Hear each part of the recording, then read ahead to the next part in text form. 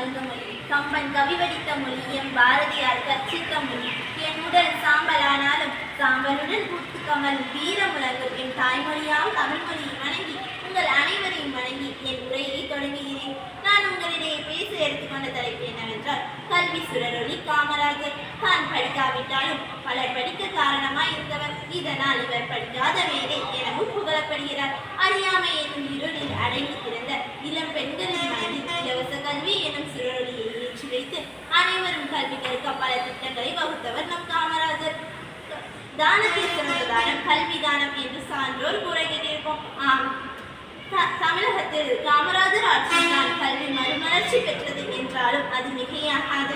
கற்கை நன்றே கற்கை நன்றே பிச்சை புகினும் கற்கை நன்றே என்ற அதிவீர ராம பாண்டியனை பார்த்து அனைத்து குழந்தைகளும் குறைந்தபட்ச கல்வியான தொடக்க கல்வியாவது கற்க வேண்டும் என்று 1954ஆம் ஆண்டு டாக்டர் அழகப்பன் தலைமையில் உயர்கல்விக் குழுவினை நிறுவினார். நேதாஜி காலத்தில் மூடப்பட்டிருந்த 6000 பள்ளிகளை திறக்க ஆணையிட்டார். தமிழகத்தில் ஒரு ஊரில் கூட பள்ளிகள் இல்லாமல் இருக்கக்கூடாது என்று ஒவ்வொரு ஊரிலும் பள்ளிகளை திறக்க ஆணையிட்டார்.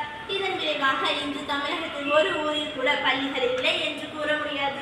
சட்டங்கள் கற்றதில்லை, பட்டங்கள் பெற்றதில்லை என்றாலும் முதல் 5 ஆண்டு கால திட்ட முடிவில் 21,500 பள்ளிகள் திறக்கப்பட்டன.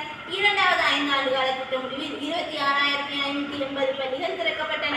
கேடில் விழுச்செல்வம் கல்வி ஒருவருக்கு மாடல்ல மற்ற எவை என்ற வள்ளுவரின் வாக்கிற்கிணங்க தமிழகத்தில் அனைவரும் சிறந்த கல்வி கற்க வேண்டும் என்பதற்காக 300 பேர் உள்ள ஊரில் தொடக்கப்பள்ளி எனவும் 2000 பேர் உள்ள ஊரில் நடுநிலை பள்ளி எனவும் 5000 பேர் உள்ள ஊரில் உயர்நிலை பள்ளி எனவும் தொடக்க ஆணையிட்டார்.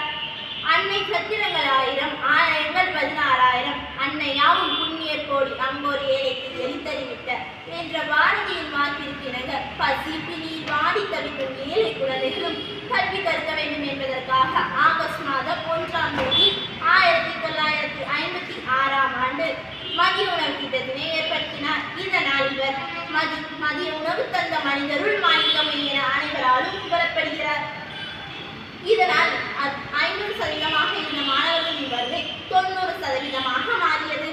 இரண்டாவது 5 ஆண்டு கால திட்ட முடிவில் 26,500 பள்ளிகள் தொடக்கப்பட்டு அதில் கல்வி மேம்பாட்டு இயக்கம், கல்வி சீரமைப்பு இயக்கம், கல்வி புதிதாக ஆசிரியர்கள் நியமித்தல் போன்ற பல திட்டங்கள் வகுக்கப்பட்டன.